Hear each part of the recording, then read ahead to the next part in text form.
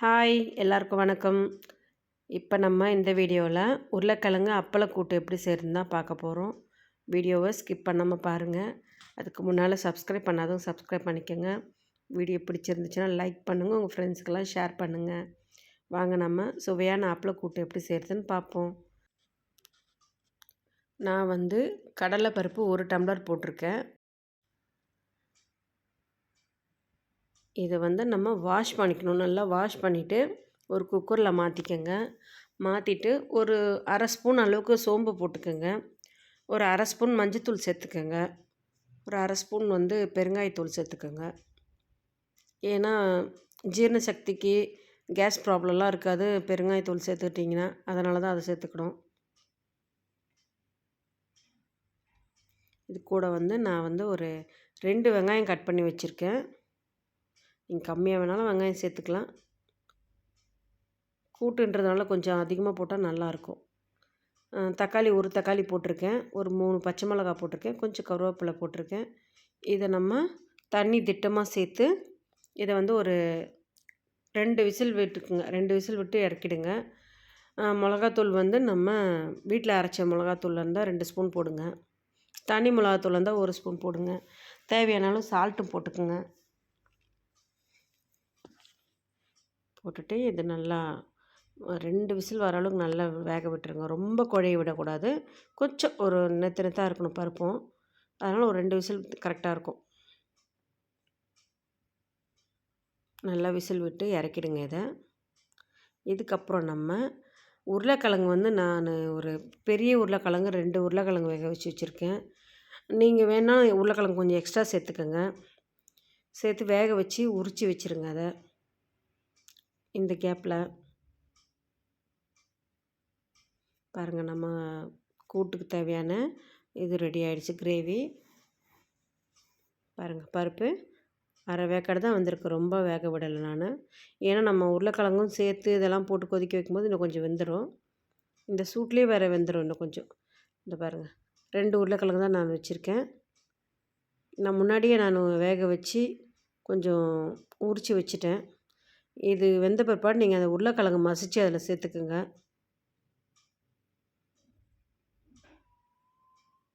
சேர்த்துட்டு கலந்து விட்டுடுங்க. இந்த கேப்பில் நம்ம ஒரு கடாய் வச்சு கொஞ்சம் எண்ணெய் ஊற்றி அப்பளம் பொரிச்சிக்கலாம். நான் நீட் அப்பளம் வாங்கியிருக்கேன். சீரக அப்பளம்னு கேட்டால் தருவாங்க கடையில். அந்த நீட் அப்பளம் வாங்கியிருக்கேன். இதை நம்ம பொரித்து எடுத்துக்கணும். உங்களுக்கு அந்த கூட்டுக்கு தேவையான அளவுக்கு ரொம்ப போட்டாலும் கெட்டியாகிடும். அந்த கூட்டுக்கு தேவையான அளவு பொரித்து எடுத்துக்கோங்க.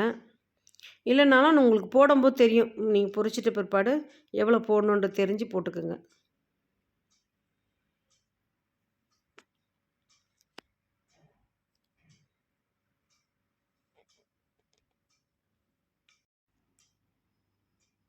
எண்ணெய் நல்லா காஞ்சவொன்னே போட்டு பொரிச்சிக்கோங்க.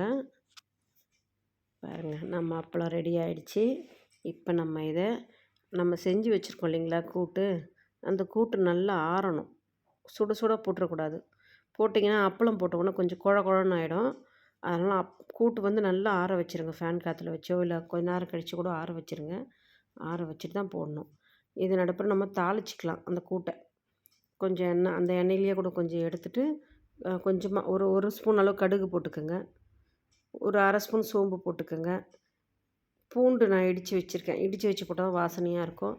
அதனால் ஒரு அரை பூண்டுக்கு இடித்து போட்டுக்கோங்க. கொஞ்சம் கருவேப்பிலை சேர்த்துக்குங்க. இதுலேயும் சேர்த்துட்டு இது தாளிப்பு ரெடி ஆகிடுச்சு. நம்ம அந்த கூட்டிலே இதை ஊற்றிடுங்க. அப்பளம் போடுறதுக்கு முன்னாடி இதை ஊற்றிடுங்க. அப்பளம் போட்டும் ஊற்றலாம். இருந்தாலும் அப்பளம் போடுறதுக்கு முன்னாடி ஊற்றினா கொஞ்சம் நல்லாயிருக்கும். லாஸ்ட்டாக தான் அப்பளம் போடணும். நல்லா ஆறட்டோன்னிட்டு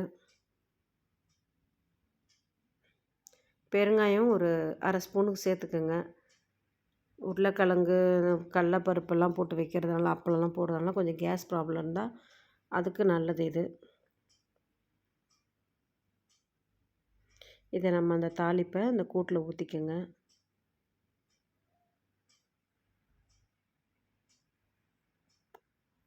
ஊற்றிட்டு நம்ம கொத்தமல்லி கொஞ்சம் கட் பண்ணி அலசி வச்சுக்கோங்க. அலசி கட் பண்ணி வச்சுக்கோங்க, மாற்றி சொல்கிறேன்.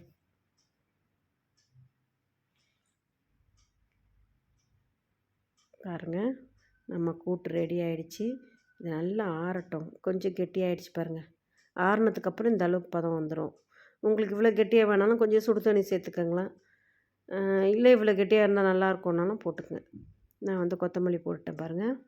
கொத்தமல்லி போட்டால் இதில் வாசனையே அந்த கூட்டோடைய ஃப்ளேவரை எடுத்து கொடுக்கும். இது நம்ம இட்லி கூட வச்சு சாப்பிட்லாம். செம்ம சூப்பராக இருக்கும் இது. இது கொஞ்சம் ஆறட்டும். நம்ம கூட்டு ரெடி ஆகிடுச்சு, ஆறிடுச்சு. இப்போ நம்ம அப்பளத்தை போட்டுருவோம். அப்பளத்தை போட்டாச்சு. இதை போட்டு கலந்துட்டு நீங்கள் சாப்பாட்டுக்கு வச்சு சாப்பிட்டு பாருங்கள். காரக்குழம்பு, ரசம் எல்லாத்துக்குமே சூப்பராக இருக்கும். இது மெயின் டிஷ்ஷாகவும் சாப்பிட்லாம், சைட் டிஷ்ஷாகவும் வச்சுக்கலாம். இது சாப்பிட்டு பாருங்கள் எப்படி இருக்குன்ட்டு. பிடிச்சிருந்தா லைக் போடுங்க. சப்ஸ்கிரைப் பண்ணாதும் சப்ஸ்கிரைப் பண்ணிக்கோங்க. இன்னொரு வீடியோவோடு உங்களை சந்திக்கிறேன். பாய்.